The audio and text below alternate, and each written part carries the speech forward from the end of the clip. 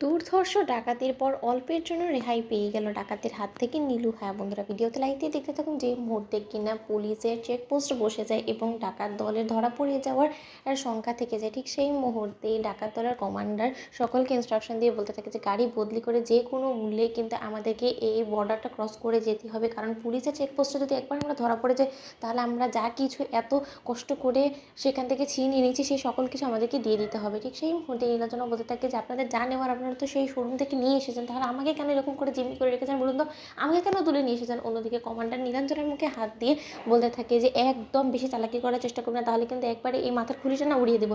আমার মতন মানুষেরকে এখনও পর্যন্ত চিনে ওঠেনি কিন্তু তুমি, তাই তোমাকে বলছি যেটা করতে বলছি সেটাই বরঞ্চ করো। তুমি আমাদের সাথে এক্ষুনি আমাদের ডেরায় যাবে, তারপরে তোমার কী ব্যবস্থা করার সেটা আমরা করবো। ঠিক সেই মুহূর্তে নীলু বলতে থাকে যে আমি আপনাদের সঙ্গে কেন যেতে যাবো বলুন তো, আপনারা জানেন এক্ষুনি যদি আমি পুলিশ চেকপোস্টের সামনে আমি যদি চিৎকার চেঁচামেচি করি তাহলে কিন্তু আপনারা হাতে নাতে ধরা পড়ে যাবেন। ঠিক সেই মুহূর্তে কমান্ডার ইশারা করে ওদের সঙ্গে সেই অন্য দলের সদস্যকে বলতে থাকে যে যত শীঘ্রই সম্ভব ওর মুখ বন্ধ করার ব্যবস্থা করো। অন্যদিকে যে মুহূর্তে করে নীলাঞ্জনা মুখ চেপে ধরে নীলাঞ্জনাকে সেই কমান্ডার সেখান থেকে বর্ডার ক্রস করায়, সেই মুহূর্তে নীলাঞ্জনা বলতে থাকে যে আপনি এবার জোর খাটিয়ে আমাকে চুপ করিয়ে রাখতে পারলেন, কিন্তু সবসময় কিন্তু এরকম করে পারবেন না। অন্যদিকে কমান্ডার বলতে থাকে যে তোমার মতন এরকম অজস্র মেয়েদেরকে না আমরা এরকম করে চুপ করিয়ে রেখেছি, আজ অব্দি কেউ আমাকে কোনো কিছু করে দেখাতে পারেনি। অন্যদিকে সকাল হওয়া মাত্রই যখন গোটা একটা রাত কেটে যায়, ঠিক সেই মুহূর্তে নীলু বলতে থাকে যে আপনারা আমাকে কেন তুলে নিলেন বলুন তো, সেই শোরুমে তো আরও মানুষ ছিল, কিন্তু ওদের কাউকে তুলে না নিয়ে এসে আমাকেই কেন তুলে নিয়ে এলেন, আমাকেই কেন বেছে নিলেন বলুন।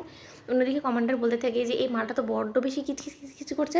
শোনো, তোমাকে তুলে নিয়ে এসেছে কারণ তোমার সঙ্গে থাকার সেই লাগেজটার মধ্যে যথেষ্ট পরিমাণে গয়না ছিল, এবং আমার মনে হয় যে এই গয়নাগুলো বিক্রি করে আমরা রাতারাতির মধ্যে কোটিপতি হয়ে যেতে পারবো। তাই গোটা শোরুমের গয়না বিক্রি করার পাশাপাশি তোমার এই গয়নাগুলো তুমি আমাদের কাছে হস্তান্তর করে দাও, তারপর এখান থেকে আমরা তোমাকে কলকাতা পৌঁছে দিব। অন্যদিকে নীলু বলতে থাকে এত সহজ নাকি, আমার কাছ থেকে আমার সকল শেষ সম্বলগুলো আপনারা কেড়ে নেবেন এবং আমি বোকার মতন আপনাদের কাছে সেই সকল জিনিস হস্তান্তর করে দিব এবং আমি মুখ বুঝে এখান থেকে চলে যাব। কেন আপনারা কি মনে করছেন আমি ভয় পেয়ে গেছি আপনাদেরকে দেখে? আমি মোটেও ভয় পাইনি।